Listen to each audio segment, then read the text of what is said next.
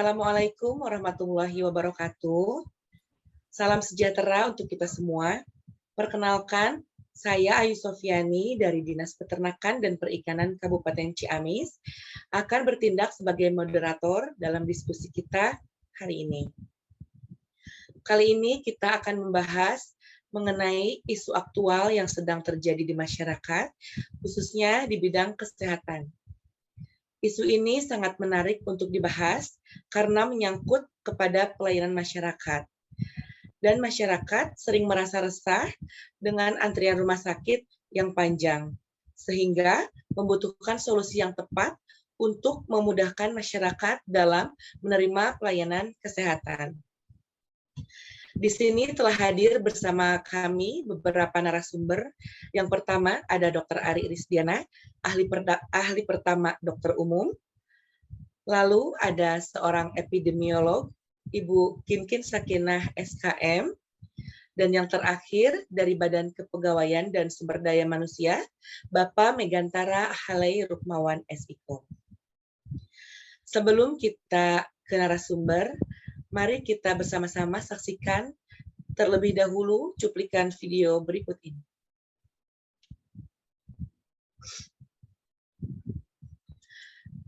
Berdasarkan cuplikan video yang baru saja kami tayangkan, dapat dilihat bahwa antrian di setiap pelayanan kesehatan dari data yang kami himpun, terdapat lebih dari 2.800 vaskes tingkat pertama yang melayani peserta JKN. Maka dari itu, perlu adanya solusi yang tepat agar masalah ini bisa terselesaikan dengan baik. Untuk yang pertama, saya akan meminta pendapat dari ahli epidemiolog kepada Ibu Kinkin Sakinah. Saya persilahkan. Bisa kita lihat dari video yang ditayangkan bahwa antrian yang panjang, mengular, dan menimbulkan kerumunan tersebut bukan hanya meresahkan, tetapi juga bisa menjadi sumber penularan penyakit. Dalam segi epidemiologi, itu ada 3 unsur yang mempengaruhi penyakit. Yang pertama itu adalah host, pejamu atau manusia atau kita sendiri, kemudian lingkungan, kemudian agen penyakit atau sumber penyakit ya. Nah, fasilitas kesehatan merupakan tempat atau lingkungan di mana agen penyakit itu banyak berkumpul karena kita tidak tahu ya, orang datang dari berbagai daerah, dari berbagai latar belakang. Kita tidak tahu penyakit apa yang mereka bawa dari luar atau mungkin sedang menderita penyakit apa. Sehingga memungkinkan sekali penularan penyakit dari orang sehat ke orang sakit ataupun dari benda terkontaminasi seperti itu. Sehingga memang kerumunan ini perlu adanya solusi agar masyarakat yang datang ke fasilitas kesehatan itu mendapatkan tujuannya, yaitu ingin sehat. Sehingga oleh karena itu diperlukan inovasi agar kerumunan di tempat fasilitas kesehatan ini bisa dikurangi. Mungkin itu saja dari saya. Saya kembalikan kepada moderator. Baik, terima kasih Bu Kinkin atas pendapatnya.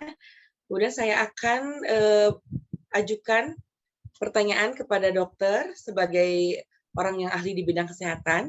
Apakah ada solusi untuk memecahkan masalah tersebut, Dok? Kepada Dokter Ari, saya persilahkan. Baik, terima kasih Bu Ayu atas kesempatannya. Mungkin untuk solusinya dalam antrian yang membludak ini ya, karena banyak juga pasien JKN yang mendaftar. Jadi kita bekerja sama dengan pihak JKN, BPJS tentunya, untuk membuat sistem antrian.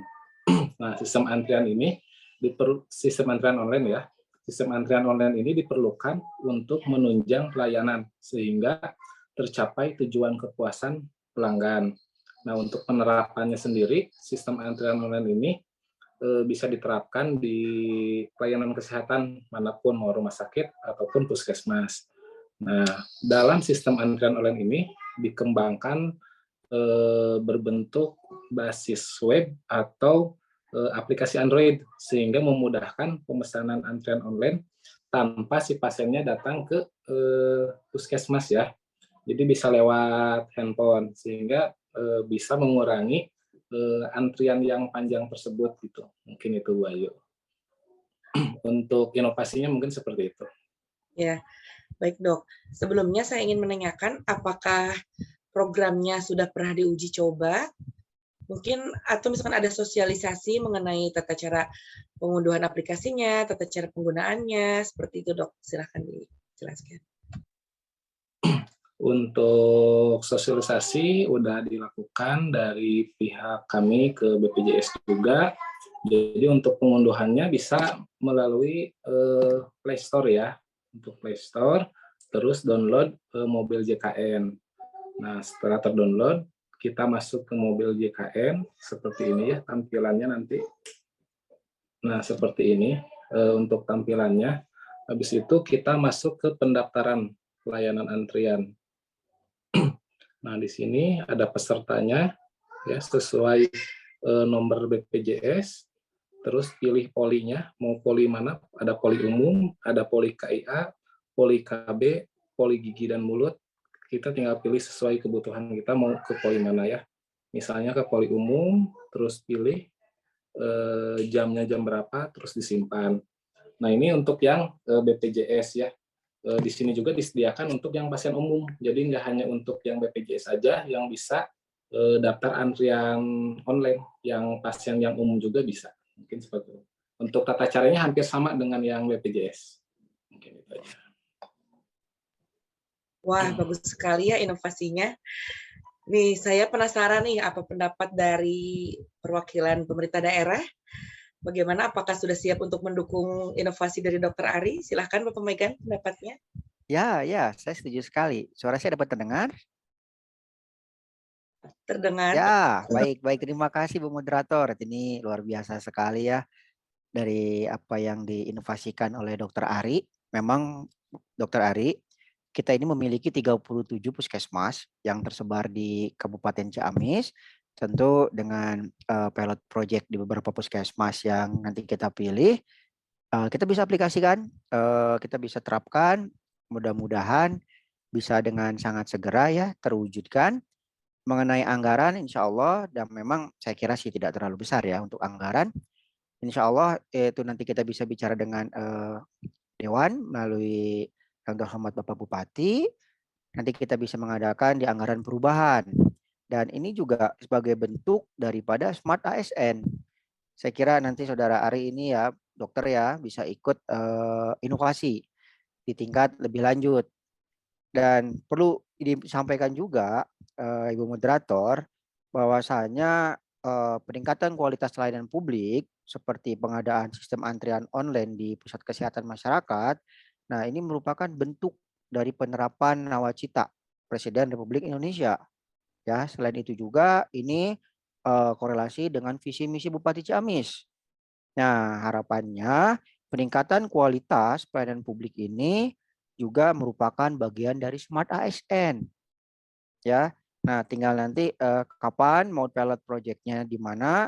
Ini 37 pusat kesehatan masyarakat yang tersebar di seluruh kabupaten siap.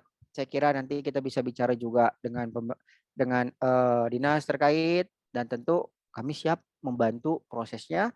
Leading sektornya tetap ada di Dinas Kesehatan. Kami sebagai Badan Kepegawaian dan Pengembangan Sumber Daya Manusia akan memfasilitasi.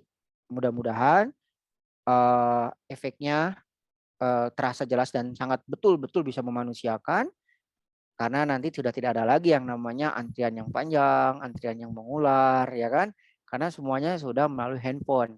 Dan saya kira masyarakat sekarang sudah banyak memiliki handphone Android dan itu juga nanti bisa disinkronkan. Jadi saya kira demikian dari saya. Silakan saya kembalikan ke Ibu Moderator. Wah, udah didapatkan nih solusinya. Gimana Dokter Ari? Apakah tim dari kesehatan sudah siap untuk menjalankan aplikasinya? Baik, alhamdulillahirobbilalamin. Sebelumnya saya ucapkan terima kasih kepada Pak Megan ya atas dukungannya dari pemerintah daerah. Dengan dukungan dari pemerintah daerah, kami mungkin akan segera mensosialisasikan aplikasi ini kepada masyarakat sehingga sistem ini bisa berjalan lebih cepat. Gitu. Ya, mungkin seperti itu. Bagaimana? Apakah masih ada tanggapan dari yang lainnya?